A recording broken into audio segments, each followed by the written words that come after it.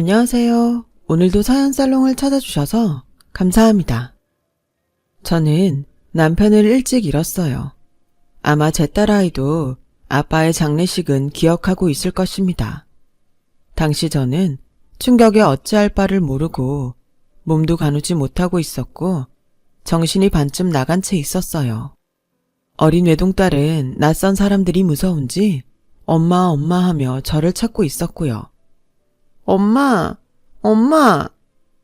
엄마 여기 있어, 정이야. 엄마, 아빠는 어딨어? 딸아이는 장례식 내내 아빠를 많이도 찾았어요. 아빠가 없으니 허전하고 이상한지 유독 칭얼거리더라고요. 저는 그런 딸을 어떻게 달래어야 할지 그저 안고 있다가 내려놓다가를 반복했습니다. 저랑 남편은 거의 살아온 세월 전체를 함께한 사람이나 다름없었어요. 남편은 제게 내 머리 위로 떨어지는 굳은 비를 대신 맞아주던 사람이었고 힘든 사회생활 동안 든든하게 옆을 지켜주던 사람이었습니다. 어린 시절 같은 고향에서 자고 나라 다시 서울의 한 직장에서 만나 지내기까지 그 오랜 시간을 함께 보내고 마음이 맞아 결혼까지 함께한 사람이었어요. 그런 사람이 한순간에 사라진 건 견딜 수 없는 상실감이었어요. 어떻게 극복해야 할지, 아니 극복할 수는 있을지조차 알 수 없는 상실감이었죠.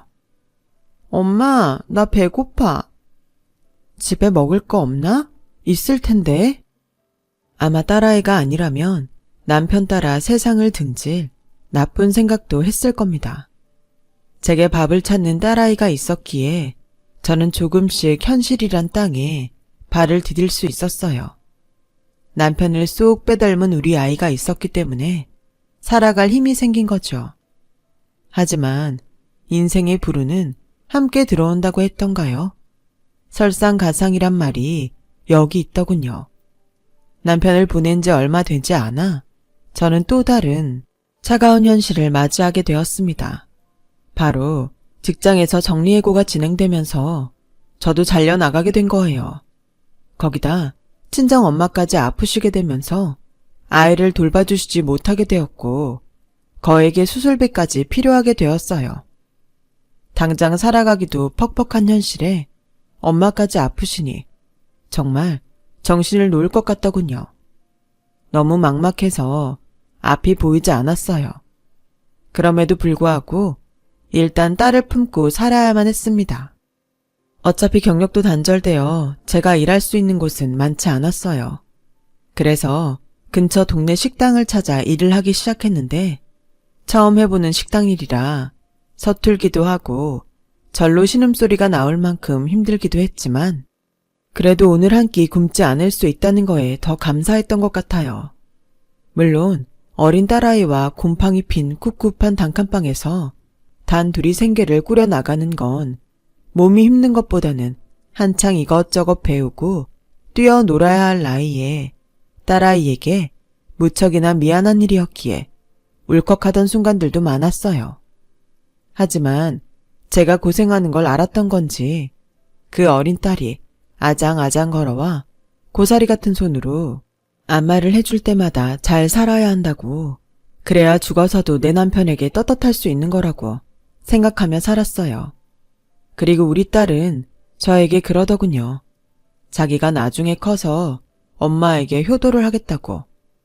말도 잘 못하는 어린애가 그런 단어는 어디서 배운 건지. 아유, 우리 딸 기특하기도 해라. 알겠어. 엄마도 우리 정이 보고 열심히 살게. 고마워, 정이야. 저는 그렇게 말하며 딸애를 꼭 끌어안았죠. 그러다 친정 엄마의 도움으로 김밥집을 하나 차리게 되었는데요. 사실 이 김밥집도 엄마가 빚을 내어 차려주신 거나 다름없었어요. 엄마도 딸 사는 게 마음에 걸리셨는지 대출을 끌어모아 해주신 가게라. 더더욱 제가 이 가게를 잘 끌어가야겠다는 생각을 했는데요. 하지만 바람과 달리 외진 곳에 있어 그런지 손님들이 잘 모이지 않았어요. 기껏해야 김밥 몇 줄 팔고 집에 가야 하는 날이 허다했죠. 그래서 불안감에 아직 6살밖에 안 된 어린 딸을 안고 손가락 쪽쪽 빨며 힘든 시기를 보내야 했죠. 그러던 중 그 힘든 시기에 동지 같은 동생을 알게 되었는데요. 순이는 빚을 내어 연 김밥집 위층에 사는 아이 엄마였어요. 순이를 처음 본 건 김밥집 앞에서였죠. 갓난아기를 등에 업고 왔는데 아기가 배가 고픈지 늘 칭얼거리곤 했습니다. 윗집 여자는 울지마 울지마 하며 달래고 있었고요. 그 모습을 매일 보다 보니 어느 날은 너무 안 됐더라고요. 그래서 제가 아이 엄마를 불러 오뎅 국물과 김밥 2줄을 넉넉히 썰어주었어요. 저 돈 없는데요. 이거는 돈 바꿔주는 거 아니에요. 애기 엄마가 윗집 사는데 제대로 인사도 못한 것 같아서요. 고맙습니다. 정말 고맙습니다. 혹여나 미안해할까봐 둘러댄 말이었지만 아이 엄마는 그걸 아는지 연신 고맙다고 하더니 허겁지겁 먹기 시작하더라고요. 얼마나 굶었던 건지 목이 막힐 정도로 김밥을 입안으로 구겨 넣는데 그 모습이 너무 안 돼 보였어요.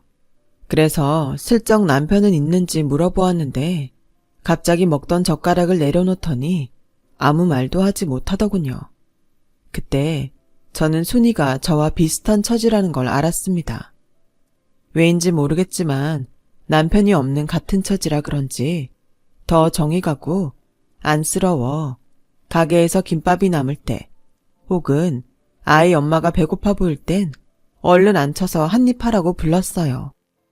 애기 엄마, 나 이거 김밥이 남아서 그래요. 얼른 먹어요. 오늘 못 팔아서 어차피 다 버려야 하거든. 아, 주시니까 매번 감사하긴 한데 제가 보답할 게 없어서요. 아, 보답은 무슨. 어차피 버릴 거 주는 건데 얼른 한술 떠요. 오늘 밥 못 먹었죠? 처음엔 그런 호의마저 부담스러웠는지 윗집 여자는 손사래를 쳤지만 제가 억지로라도 떠밀며 나도 남편이 없다고 하자 그제야 조금 제 눈을 쳐다보더라고요. 그때 슬그머니 한번 물어봤어요. 애 키우기 힘들죠? 나도 우리 정이 어렸을 때 남편이 떠나서 고생 많이 했어요. 저 물어보기 힘든 얘기지만 어쩌다 혼자 애를 키우게 된 거예요? 대답하기 싫으면 안 해도 돼요. 남편이 도망갔어요. 시까지 올리기로 한 사이였는데 어느 날 갑자기. 아, 그렇게 됐구나. 아직 마음의 상처가 다 아물지 않았는지 윗집 여자는 말을 잇지 못하고 고개를 떨구더군요. 그리고 그렇게 이야기를 나누다 보니 우린 금방 더 마음이 통하게 되었어요. 왜 그런 사이 있잖아요. 안지 얼마 안 되었지만 꼭 오래전부터 알고 있었던 것 같은 사이. 저랑 순이가 딱 그랬어요. 분명 고향은 다른데 마치 고향 친구 만난 것처럼 편하고 푸근했던 것 같아요. 순이와 저는 그 이후로 서로 자주 왕래하며 지냈어요. 순이는 집에서 아기를 돌보며 할 수 있는 작은 부업거리를 하게 되었는데 덕분에 벌이가 생겼다며 무척이나 좋아했어요. 그리고 그 돈으로 반찬을 푸짐하게 해다가 저희 집에 주기도 하고 또 김밥이 남아 팔지 못하고 있으면 일부러 사주기도 했어요. 서로의 처지를 누구보다 잘 알고 있었기에 그렇게 도움을 주고받으며 온기를 나누곤 했죠. 순이야, 나는 네가 있어서 참 좋다. 남편 없이 혼자 딸 키우면서 외롭기도 하고 그렇다 할 친구도 없어서 늘 힘들었는데. 언니, 나도 마찬가지예요. 언니가 있어서 내가 요즘 더 열심히 사는 것 같아요. 지금처럼만 살았으면 좋겠어요. 언니, 어디 가지 마요. 알았죠? 그래야 나도 내가 잘 사는 거 언니한테 보여주죠. 나는 내 아이가 더 크면 돈 많이 벌어서 떳떳하게 잘 키우고 싶어요. 애가 하고 싶은 거 다 해주고 싶고요. 미혼모여도 애 잘 키울 수 있다는 거 보여주고도 싶고. 그럼 할 수 있을 거야. 순이 너 같은 엄마가 어딨다고. 잘하고 있어 지금도. 그렇게 저희는 늦은 밤 서로의 집에서 혹은 김밥 가게에서 이런저런 속 이야기를 나누며 헛헛한 마음을 달래곤 했어요. 순이나 저나 기댈 수 있는 사람들이 있었기 때문에 외롭지 않은 밤들이었죠. 하지만 그러던 어느 날 일이 생기고 말았어요. 어느 저녁 구급차가 김밥집 앞에 나타나길래 밖을 내다보았는데 사람들이 윗집으로 올라가는 게 아니겠어요? 순간 거기가 순이네라는 걸 알아서 저도 너무 놀라 올라갔는데 못 볼 풍경이 펼쳐져 있더라고요. 방 한 구석에선 아이가 울고 있었고 순이가 난간에서 뛰어내리려 하고 있더군요. 저는 초조한 마음으로 순이를 바라보았고 혹여나 잘못된 선택을 할까 싶어 말도 제대로 하지 못했어요. 순이는 그 상황에서도 무슨 일이 있었던 건지 엉엉 울고 있었고 대원들은 순이를 끌어내리기 위해 조심스레 다가가려 했지만 순이가 오면 뛰어내릴 거라며 협박을 했어요. 상황이 그즈음 되니 저도 너무 가슴이 뛰었어요. 이러다 순이를 잃기라도 할까봐 두려워서 눈물이 줄줄 나더라고요. 그때 난간에 선 순이가 저를 바라보았고 저도 모르게 얼른 내려오라고 울부짖었어요. 저에게 잘 사는 거 보여주겠다 하지 않았냐고 말하면서요. 언니, 나... 순이는 제 말에 눈물을 글썽이더니 말을 잇지 못했고 그제야 저는 순이에게 천천히 다가가 손을 뻗을 수 있었어요. 그리고 저와 구급대원의 부축을 받아 아래로 내려왔어요. 나중에 순이가 진정이 되고 나서 자초지종을 들어보니 순이와 결혼하기로 했던 남편이 순이를 몇 번이나 찾아왔나 봐요. 그리고 돈 빌려달라며 이제 아이랑 같이 살자 희망 고문을 했던 모양이더군요. 그 말을 철석같이 믿고 있던 순이의 믿음을 배신하고 또 한 번 연락을 끊게 되었고 심지어 그 남자가 순이 명의로 돈을 빌리는 바람에 빚까지 생기고 만 거였죠. 언니, 정말 내가 너무 바보 같고 한심스러워서 죽고만 싶었어요. 아니야, 그럴 수 있어. 자책하지 마, 순이야. 언니는 널 이해해. 순이의 말을 들으니 그간 혼자 마음앓이 했다는 게 실감나 저도 마음이 아파왔어요. 그리고 목숨은 건지게 되었지만 혹여나 또 그런 선택을 할까봐 너무 걱정스러웠죠. 그래서 순이가 꼼짝없이 집에 누워있는 동안 옆에서 순이의 아이도 돌보고 연약해진 순이도 보살펴 주었죠. 순이는 단단히 마음에 상처를 입은 듯 했지만 제가 옆에 붙어 있어 그런지 가끔 저를 위해 밥도 해주고 고맙다고 말도 하는 등 차차 아주 조금씩 회복되어가는 모습을 보였어요. 그리고 그 이후 오히려 마음을 더 단단히 먹었다며 저 때문에 살 수 있었다고 고마워했어요. 그러면서 아이를 위해서라도 더 열심히 살아야겠다고 하면서 순이도 저처럼 나중엔 언젠가 가게를 하고 싶다고 말하기도 했죠. 저는 여전히 순이를 염려하고 걱정하긴 했지만 순이는 그 이후 1년이란 기간 동안 열심히 일을 하러 다니고 또 일부러라도 제 앞에선 많이 웃었어요. 우리 둘 다 서로 일로 지치고 바빴기에 예전만큼 얼굴을 많이 볼 순 없었지만 그래도 서로가 잘 살고 있다는 안부를 주고받으며 그걸 위안 삼으며 살았죠. 그렇게 저는 인생의 짐을 함께 짊어질 수 있는 동생을 만나 더할 나위 없이 소중한 1년을 보냈던 것 같아요. 하지만 김밥 가게를 다른 곳으로 옮기면서 순이와는 이별을 할 수밖에 없었어요. 순이가 건강한 모습을 되찾긴 했지만 막상 이대로 떠나 동생을 자주 못 본다 생각하니 가슴이 너무 아프더군요. 언니, 고마워요. 언니는 나 살리려고 나타난 사람 같아요. 아마 언니를 평생 잊지 못할 것 같아요. 나도 너 잊지 못할 것 같다, 순이야. 미안하고 고마웠어. 종종 연락하자. 마지막 날 저희는 서로를 꼭 안아주었어요. 애틋했기 때문에 아쉬운 마음이 컸지만 그래도 저는 제 삶을, 순이는 순이의 삶을 살아야 했기에 아쉬운 마음도 뒤로하고 딸아이와 함께 그 지역을 떠나게 되었어요. 그리고 저는 저대로 열심히 일을 하며 딸아이를 키웠어요. 엄마, 나 문제집 이거 사도 돼? 그럼 필요한 거 있으면 더 사. 근데 너무 무리하는 거 아니야? 엄마는 우리 딸 공부 너무 많이 해서 힘들까봐 걱정되는데. 아니야, 힘들긴 전혀. 공부하는 거 재밌어요. 제가 해준 게 별로 없는데도 딸아이는 공부하는 거에 꽤나 큰 열정을 보였어요. 자라고 할 때도 조금만 하며 잠을 이루지 않고 독하게 공부를 했고, 문제집도 사기 아깝다며 몇 번씩 지우개로 지워가며 2번, 3번 풀어나가더군요.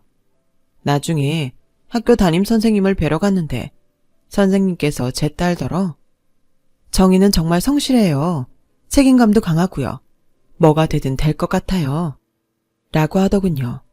늘 못 채워져서 미안한 딸인데 딸아인 자기가 처한 환경에 한 번도 불만을 품지 않고 꿋꿋이 자기 할 일을 해나갔어요. 그리고 그때 선생님의 말처럼 딸아인 결국 가고 싶다는 의대에 진학하게 되었답니다. 엄마, 나 붙었어. 뭐? 나 붙었어. 엄마, 나 의대 붙었어. 울면서 저에게 합격 소식을 전하던 그날의 기억이 아직도 선연한데요. 그날 우는 딸아이를 안고 저도 얼마나 울었는지 모르겠어요. 김밥을 썰다 갑작스레 들은 딸아이의 합격 소식에 그만 목이 메어 손님들이 보는 그 자리에서 딸을 얼싸 안았죠. 그리고 그날 밤엔 지갑 속에 있는 남편의 사진 한 장을 꺼내어 젊은 남편의 얼굴을 쓰다듬으며 속삭였어요. 우리 정이 의대에 갔다고요. 엄마 속 한번 썩이지 않고 예쁘게 크더니 그 어려운 걸 해냈다고요. 남편이 죽은 후 힘들 때마다 언뜻 꺼내보며 쓰다듬었던 사진인지라 낡고 빛도 바래어 있었지만 사진 속 남편의 얼굴만은 어쩐지 웃고 있는 것 같았죠. 딸이 대학에 가고 나선 시름을 좀 덜 수 있었어요. 무엇보다 전액 장학금으로 간 대학이라 돈 걱정도 없었고 저 혼자 사는 데는 그럭저럭 문제 없었으니 그걸로 만족했죠. 분명 고단하고 힘든 삶이었는데 몇 년의 시간이 지나고 나니 그조차 별거 아니라고 느껴질 만큼 마음이 여유롭고 편안했어요. 다만 5년 전부터 한 가지 걱정거리가 생겼는데요. 내 조급함이 문제라는 걸 알면서도 부모인지라 걱정은 되더라고요. 바로 딸아이의 혼사 문제였어요. 부족한 게 없는 딸인데 딸은 남자친구는커녕 연애한다는 이야기를 한 적이 한 번도 없었거든요. 워낙 신중한 성격의 아이라 연애를 할 때도 그런가 싶었는데 딸도 저도 나이가 들어가니 괜스레 불안해졌어요. 30이 넘어가는데 이러다 정말 결혼 못하는 게 아닌가 싶고. 우리 딸 정말 남자친구 없어? 엄마, 아직은 결혼 생각이 없어. 나는 일하는 게 더 좋아. 결혼은 인연이 있으면 하겠지. 언젠가는 나에게 숨기나 싶어 조심스레 물었는데도 딸아이는 이렇게 대답할 뿐이었어요. 뭐든 묻어내서 좋았던 딸이지만 이때는 답답했습니다. 내가 나서서 선자리라도 알아봐야 한다는 생각에 아는 지인들에게 전화를 돌리기까지 했죠. 그래도 마음을 비우고 기다려보자는 심정으로 몇 년을 보내던 어느 날 딸아이가 나서서 먼저 제게 소개시켜주고 싶은 남자가 있다고 하더군요. 그것도 결혼할 남자라면서 말이에요. 정말? 그게 정말이니? 좋은 사람이라서 엄마한테 제일 먼저 보여주고 싶어. 나랑 같은 의사이고 나보다 나이는 5살 어려. 저는 금방 얼굴에 화색이 돌았고 곧바로 얼굴을 보고 싶다며 딸아이를 재촉하고 말았어요. 아니나 다를까 딸아이는 날짜를 잡았고 정확히 일주일 후 예비사위를 제 앞에 데리고 들어왔어요. 세상에 이런 순간이 찾아오다니 꿈만 같았어요. 사람은 한 번의 첫인상으로 모든 걸 다 알 수 없다 하지만 얼굴도 멀끔하고 번듯해 보이는데 우리 딸이 고른 남자니 당연히 괜찮은 남자겠거니 하는 확신이 대번에 들더라고요. 그날 내내 예비사위는 저를 꼬박꼬박 장모님이라 하며 아주 정중하게 대했어요. 장모님께서 무척 고생하시며 키우셨다고 들었어요. 나는 그냥 일만 했어요. 얘한테 뭐 더 해주고 싶어도 제대로 해준 것도 없고 다행히 애가 알아서 잘 커졌어요. 네. 저도 그래서 장모님이 무척 궁금하기도 하고 한편으론 존경스럽기도 했어요. 어떤 분이실지. 이렇게 만나뵈니 너무 좋네요. 저도 홀어머니 밑에서 자라서 정혜 씨랑 통하는 부분이 많았거든요. 그래요? 홀어머니 밑에서 자랐나요? 네, 집안 사정이 좀 복잡하긴 한데요. 아버지가 돌아가시고 난 다음에 저희 어머니도 저 키우시면서 많이 힘들어 하셨어요. 그래도 어머니가 참 대단하시네.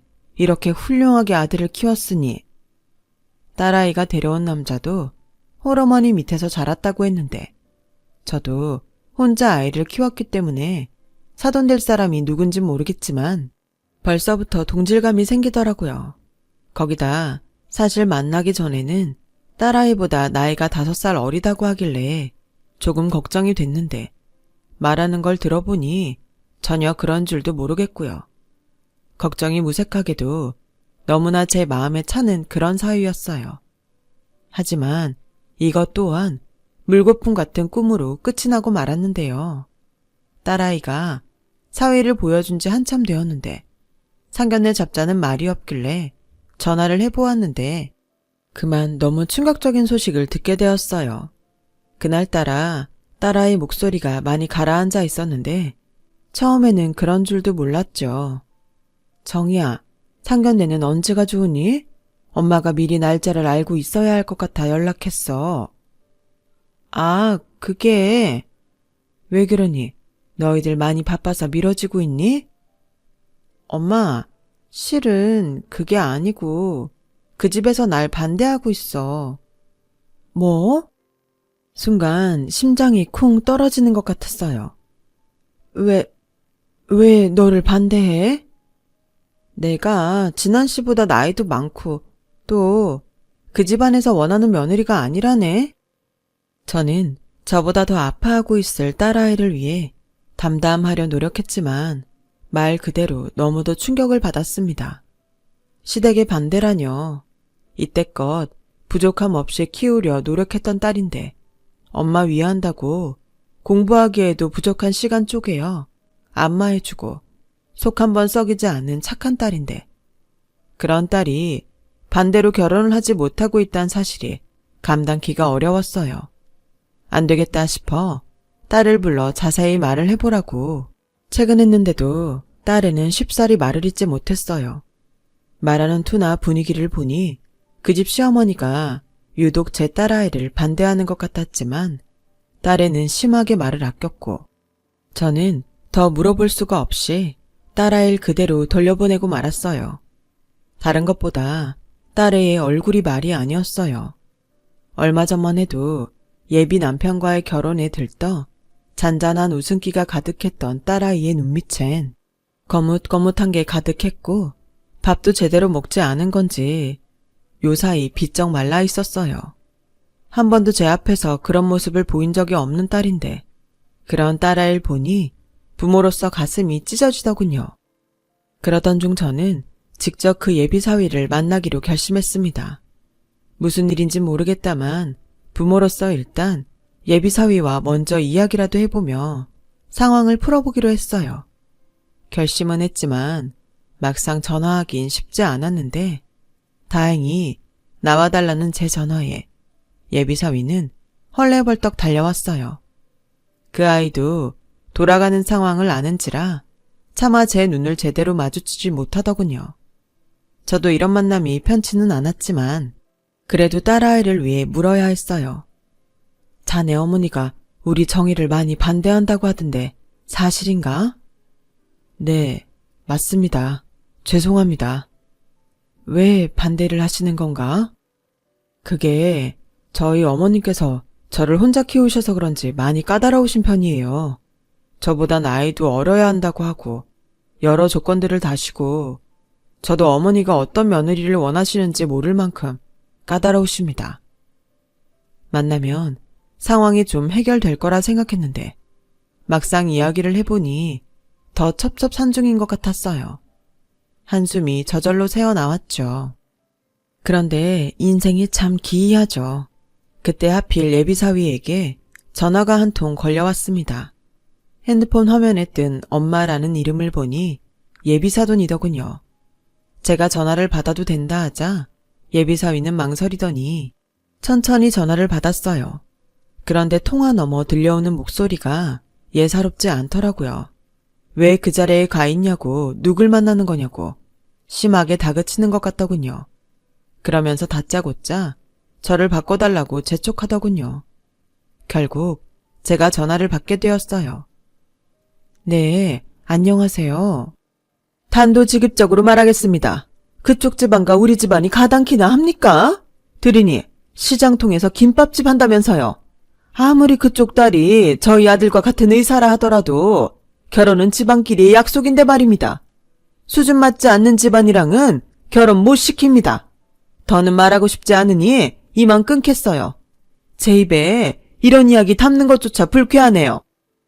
통화가 끊겼지만 저는 전화기를 넘기지 못하고 한동안 들고 있었어요. 말이 나오질 않았어요. 예비사위도 통화 목소리를 들었는지 말을 잇지 못하고 불안한 눈으로 제 눈치만 보고 있더군요. 저는 그 자리에서 얼굴이 급격하게 달아올라 자리를 벗어나고야 말았고 가게에 도착하자마자 그만 정신없이 냉수를 들이켰어요. 냉수 몇 잔을 마시고도 속이 가라앉지가 않았어요. 다짜고짜 학생들이 찾아와 문을 두드리며 아주머니 장사 안 해요? 하고 저를 찾는 소리가 들리자 그제야 정신을 좀 차릴 수 있었어요. 그날 이후 저도 저지만 딸아이도 무척 힘든 시간을 보냈을 겁니다. 사실상 파혼이었으니까요. 하지만 딸아이는 잘 극복하며 살아가겠다는 말로 저를 위로했고 괜찮다고 스스로를 다독이며 차분하려고 애썼어요. 솔직히 어미로선 그 딸아이의 전 남자친구 어머니에게 전화라도 해서 마음껏 소리라도 치고 싶은 심정이었죠. 당신이 뭔데 내 딸을 우습게 하냐고, 어디 사람 인생을 그런 식으로 난도질하냐고 버럭버럭 화내고 그 집 문이라도 두드리고 싶었어요. 그런데 제가 그러면 그럴수록 딸아이만 더 힘들어질 걸 알기에 그 마음조차 꾹꾹 접어야 했어요. 시간이 약이라는 말이 있듯 얼른 시간이 지나 이 일이 딸아이 마음속에서 잊혀지길 바라면서 말이죠. 딸애는 파혼을 먹고도 다행히 큰일 없이 잘 살아가는 듯 했어요. 저도 딸아이가 괜찮길 기도하며 애써 제 마음을 달래가며 시간을 보내고 있었고요. 하지만 한 달 후 갑작스레 예비사돈이 될 뻔한 그 여자에게서 전화가 걸려왔어요. 워낙 충격을 받아서 그런지 전화번호를 보니 대번에 누군지 알겠더라고요. 왜 전화하셨죠? 내 아들이 그쪽 딸과 결혼 못하면 차라리 죽겠다고 못 살겠다 합니다. 그러니 결혼시키시죠. 상견례 날짜와 주소는 문자로 보내겠습니다. 제겐 뭐라 답할 기회도 주지 않고 그리 차가운 말로 전화를 끊는데 어처구니가 없었지만 이쯤 되니 저도 얼굴은 보고 싶더군요. 얼굴 보고 제 할 말도 하고 싶었습니다. 당신 집안이 얼마나 잘났건 간에 내 딸에게 상처 줄 권리는 없다고. 그렇게 저도 한판 붙어보자는 심정으로 상견례장에 들어선 것 같아요.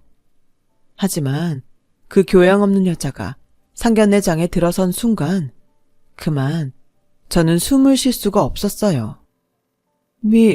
미정 언니? 너 순이? 그 여자도 놀라고 저도 놀라고 말았습니다. 그 여자는 바로 제가 김밥집을 운영했을 때 아이 업고 오던 그 순이었어요. 언니를 여기서 만나다니? 엄마, 어머님을 알아요? 사위도 그렇고 제 딸아이도 모두 놀라움을 감추지 못하고 무슨 일이냐며 물었습니다. 저는 너무 놀라 아이들이 물으면 답도 하지 못하고 어버버거렸죠. 그때 순이의 눈가에 눈물이 그럭 맺히더니 제 손을 잡고 그대로 무릎을 꿇은 자세가 되어 하염없이 울기 시작했어요. 마치 울부짖는 것 같은 울음에 아이들은 모두 당황스러워했고 저조차 이 상황을 어찌 받아들여야 할지 몰라 얼떨떨해졌어요. 그러다 저는 이내 숨을 고르고 순이를 일으켜 세우려 했어요. 그랬더니 순이는 울음을 겨우 삼키며 제게 그러더군요. 언니, 내가 언니 딸인지도 모르고 반대한다고 꼴값을 떨었어요. 미안해요, 언니. 내가 올챙일 적 생각 못하고 언니가 나한테 그리 따뜻하게 대해준 사람인데 그 은혜를 미처 모르고 큰 실수를 할 뻔했어요. 언니, 나도 내가 왜 그랬는지 모르겠어요. 언니, 미안해요. 말로 다 못할 정도로 미안해요. 순이의 사과는 계속되었어요. 제가 일어서라 했지만 말을 듣지 않고 계속해서 이었어요. 며느라가야 미안하다. 나 네 엄마 때문에 살 수 있었다. 죽으려는 날 붙잡아준 것도 내 엄마고 나 이날 이때껏 살게 해준 사람이 네 엄마야. 내가 그걸 몰라보고 너를 문전박대하고 말았구나. 아가, 상처 많이 받았지? 정말 미안하구나. 내 경망스러운 말과 행동이 너무도 후회스럽다. 언니, 내가 내 아들이 너무 귀해서 아들에게 너무 집착해서 번번이 다 퇴짜를 놓았어요. 내 아들 혼사기를 내가 막을 뻔했네요. 순이는 그 다음 말도 못할 정도로 꺽꺽대며 울었고 저는 그 자리에서 천천히 순이를 일으켜 세워주었습니다. 그리고 일단은 어리둥절해하는 아이들을 보내고 난 후 순이를 달래며 진정을 시켰죠. 순이와 찬찬히 이야기를 해보니 왜 그런 행동을 했는지 그 이유를 조금은 알 것 같았어요. 알고 보니 순이는 제가 그 동네에서 떠나고 난 후 좋은 남편과 결혼도 하고 사업도 잘 일구어서 어느 정도 넉넉해졌지만 어느 날 갑자기 남편을 사고로 떠나보냈다 해요. 그리고선 남편을 잃고 난 우울증으로 꽤 고생을 했다고 하더군요. 그런데 자기도 모르게 그 우울함과 허전함을 아들에게 집착하고 사랑을 퍼부으며 해소했다고 합니다. 자기도 왜 그렇게까지 집착했는지 모르겠지만 어쩌면 아들이 자기를 떠나지 않고 평생 자기 옆에서 살길 바란 것 같다고요. 그리고 이제야 자신이 무얼 잘못했는지 알았다며 저에게 사죄를 하더라고요. 순이가 저희 딸과 저에게 상처를 준 건 분명했어요. 저는 순이의 사죄가 진심인 걸 느꼈고 그랬기에 마냥 비난만을 할 수는 없겠더라고요. 또 아이들은 그 누구보다 서로를 원하고 있으니 아이들의 혼사를 추진하는 게 먼저였어요. 그래서 일단 저도 마음을 가라앉히고 순이에게 우리 얘기는 다음에 하자 미뤄두곤 아이들 결혼부터 서둘러 진행시켰죠. 두 아이의 결혼은 순탄하게 진행될 수 있었어요. 딸아이는 예쁜 신부가 되어 버진로드를 걸었고 저에겐 장모님 하며 저를 찾아오는 다정한 사위가 생겼죠. 순이는 그 이후로도 아이들이 결혼한 후에도 저를 찾아와 용서를 빌었어요. 언니, 내가 미안해요. 나 한 번만 용서해 주세요. 그래, 알겠어. 이제 그만 일어나 순이야. 저에게 찾아와 애걸복걸하는 순이를 보니 저도 저절로 마음이 풀렸고 어느덧 순이를 진심으로 용서하게 됐어요. 지금 저에게 생긴 가장 좋은 변화는 사돈과 둘도 없는 친구가 되었다는 것일 겁니다. 사돈은 같이 늙어가는 처지에 친구 하나 없다며 저에게 간식거리도 사들고 오고 저에게 안부 전화를 합니다. 순이는 저희 딸에게도 마치 자기 딸처럼 너무나 잘해주는데요. 최근엔 제 딸이 저희 집 근처로 집을 옮기고 싶다 하길래 사위 불편하다고 뜯어 말렸더니 순이가 친정 근처에 살면 마음도 편안하고 좋을 거라며 저희 집 근처에 좋은 집을 한 채 해주더라고요. 언니, 이렇게라도 해야 내 마음이 편해요. 하면서 말이죠. 저도 처음엔 순이가 믿기도 하고 어떻게 이런 인연으로 만났나 싶어 혼란스럽기도 했지만 이제 그런 마음보다는 그저 같이 늙어가는 처지에 좋은 동생이 생긴 것 같아 마음이 푸근할 따름이에요. 순이는 요즘 새 사람이 된 것 같다며 저에게 이런 말을 하곤 해요. 언니 덕분에 큰 깨달음 얻었어요. 나 언니 없었다면 계속 아들에게 헛된 집착만 하고 살았을 거예요. 근데 언니 만나고 나서 나를 다시 돌아보게 됐지 뭐예요. 이제부터라도 내가 잘할게요, 언니. 아무리 좋은 사람일지라도 누구에게나 그렇듯 결점 하나씩은 있겠죠. 다만 그 결점이 어떤 인생의 상흔으로 만들어진 것이라면 그걸 두고 마냥 비난할 수는 없는 노릇 같아요.